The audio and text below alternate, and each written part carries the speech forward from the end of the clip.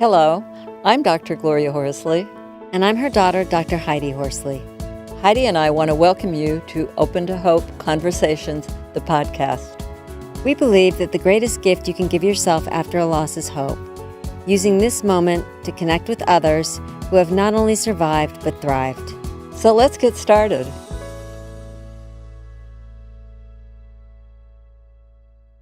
Welcome to the Open to Hope Show. I'm your host, Dr. Gloria Horsley, with my daughter and co-host, Dr. Heidi Horsley. We have a guest on today who's written a really wonderful book called Regret to Inform You.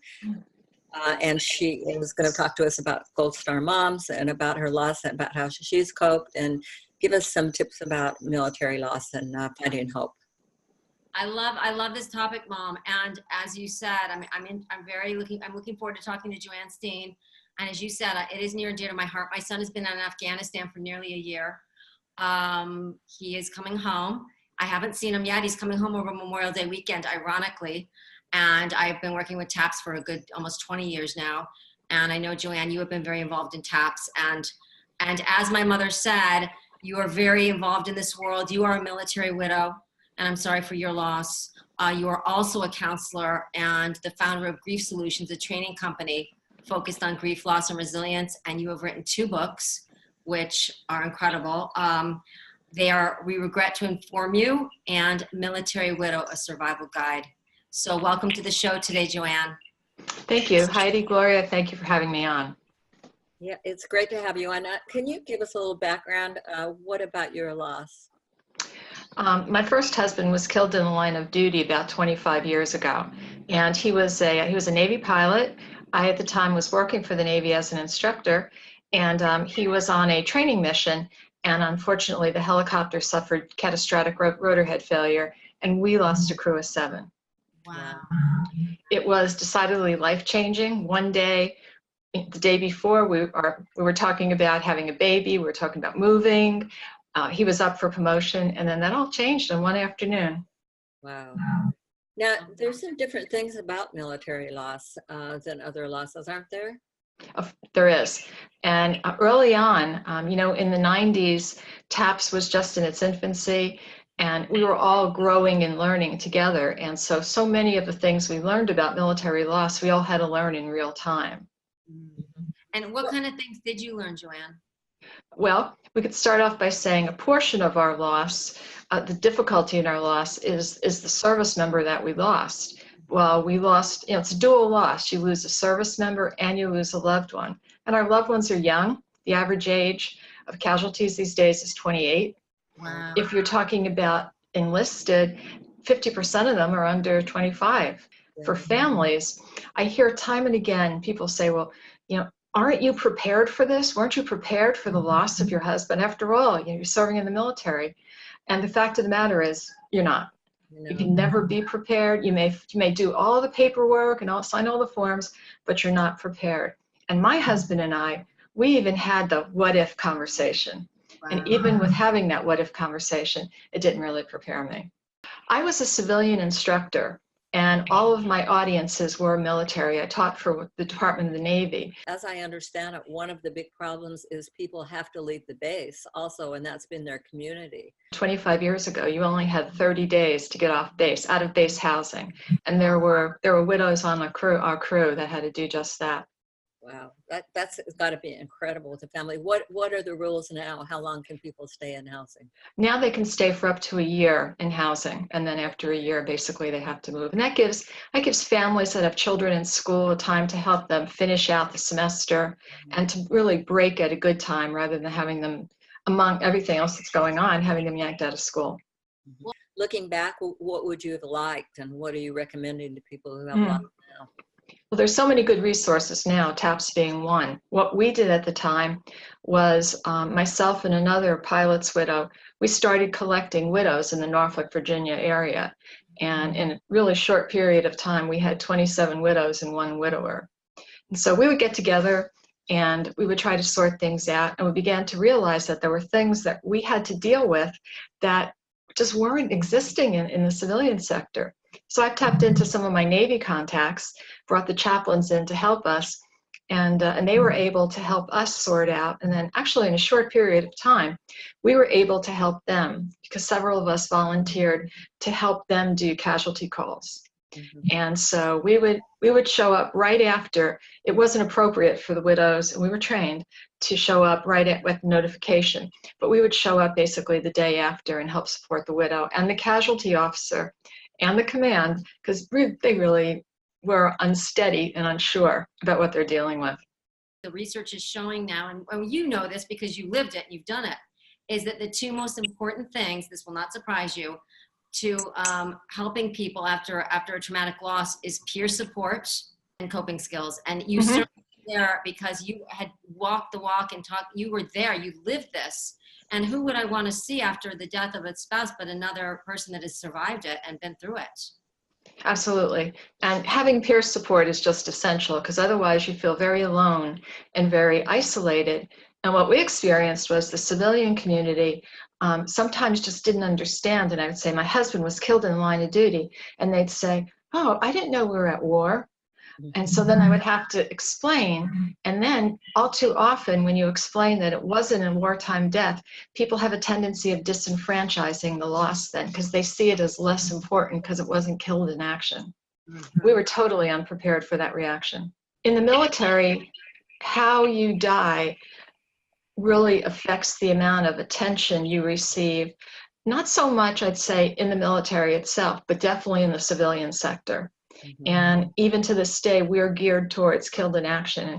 Now, tell us about Gold Star family. Well, it's for Gold Star parents in particular. And after Military Widow came out, it was natural for me to go back to teaching again. And so I spent a lot of time during the Iraq and Afghanistan war working with the Army, predominantly in the National Guard and the Marines to an extent, on helping their CACO officers to understand, here's what you need to know, here's what you're going to have to contend with, here's what to say, here's best practices to help in that initial, really traumatic circumstance. And I was giving a speech one day for a Gold Star audience. And at the end of it, one of the moms came up, and I could see her just as clear as day right now. And she said, I know you wrote a book for widows, but when are you going to write a book for me? And that set everything in motion. That was the catalyst to do this. And that's your new book. Do you want to hold it up? I sure do. It's We Regret to Inform You, and it's a survival guide for Gold Star parents and also for those who support them. I found in the course of the research and the interviews, I found that it wasn't enough just to write the book for parents, that it had to have sections in there for the relatives, the families, the friends, the service providers, so that if you were to go and in need of professional services, it would give you that baseline of understanding. I remember going to see a counselor after my husband was killed, and she didn't know much about military loss. And so I found there seemed to be less counseling and more educating. And it really wasn't too beneficial. I know you wrote it for Gold Star Mothers, but it has incredible information about any kind of grief and loss, about recovery. Thank you. Now, one of the things that that they can have problems with the military is not being able to see the body and bringing them in from overseas. I've heard people think about that, very difficult. It's definitely a problem for several reasons. One of which is when a death occurs, parents are going to be nowhere near the scene of that death. So they're being notified, official notification by the service branch representing the country. They're not anywhere near either the duty station or the scene of death.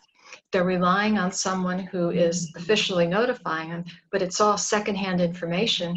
That person wasn't on site, and they have nothing they could see or hold that really was proof that this really horrific, catastrophic thing was true. I found in my experience of basically working with Gold Star families for more than 20 years now, that most of the families would want to see some part of the remains, whether it's just a hand or an arm or something like that. There's the validation in seeing that. One of the things with military loss, Heidi, that makes that even more complicated is that when you have a loved one serving, the families build up a set of coping skills. And so you're just accustomed to them being away. You learn how to do things. And very often your grief it's called deployment delayed grief, because it's delayed until the deployment comes home, or you think they should be coming home.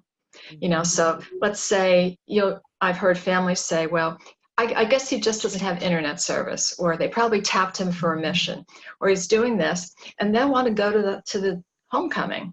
Wow. And my advice to them is, you're going to do this, and they know. I said, get somebody you know and trust to do that with you, okay, and alert the command that this is going to happen.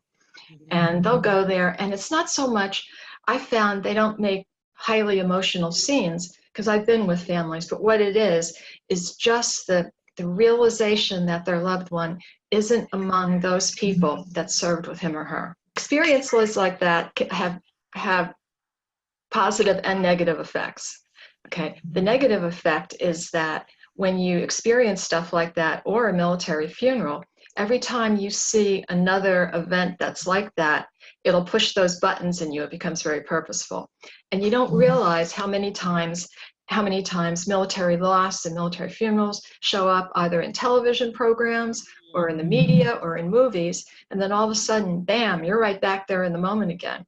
It gets better over time, but what it does, I've always said that military grief has a long shelf life. The positive side of it is it does help reinforce for you, and it helps when you go to make meaning. Okay, it helps to reinforce that this was a purposeful death. This was someone who was serving their country and essentially died because of that. Do you have any special suggestions for days like Memorial Day? How can I prepare myself for these events? Good question. One of the things in the book, I mentioned how to handle those significant days of meaning, those important days. And one of the things early on, I believe you need to do is you need to have a plan. I'm going to do this. I'm going to go to this memorial ceremony. And early on, I tell people it's really important to do the visualization of what you're going to anticipate, that they are going to have a color guard. They are going to draw the colors. They are going to have speeches, and they are going to play taps. So visualize that in your mind so that when you go there, you know that's coming and you know you're going to expect that. In terms of holidays in general, this is a hard holiday for Gold Star families, Memorial Day, for two different fronts. One is it's a federal holiday to remember the fallen and to honor the fallen. The other way it's a hard holiday is that for the last 50 years, Memorial Day has fallen on the last Monday in May, and now it's seen more of an event, Memorial Day weekend, rather than a day. And in those 50 years, you find that the commercialization of Memorial Day has taken over. There's blockbuster movies, mega sales events, going to the ocean, et cetera, et cetera. And there's nothing wrong with that, as long as into that environment of basically enjoying the weekend, we can infuse some moment of memory.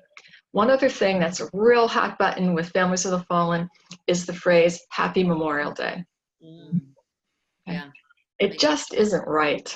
And yet people who say it, they don't intentionally say it. We don't have to think about saying it. And what I've taken to is when people will say to me, Happy Memorial Day, I'll say, yes, thank you. And you enjoy the weekend and take a moment and remember the fallen. And I think there's room in our country for both of those things. I agree. I remember as a child, my mother and I would get up at 4 o'clock in the morning and go put poppies on all of the graves. And there was a lot more, back then, there was a lot more the nation stopping. Joanne, you know this as well as anybody, TAPS for everybody out there, all the Gold Star families, TAPS is over Memorial Day weekend in DC. So put a shout out for that. As people feel better, as they feel stronger, you can reach out and do things for other people. I think Absolutely. Really helpful. Absolutely. In that community. Okay. What I tell all my Gold Star families that I come across or when I speak is that grief doesn't have to be the end of their journey. I like that. So where do people find you and where do they get your books? You can buy the books on Amazon right now. It's available in paperback, also on Kindle, and soon it'll be coming out in audio.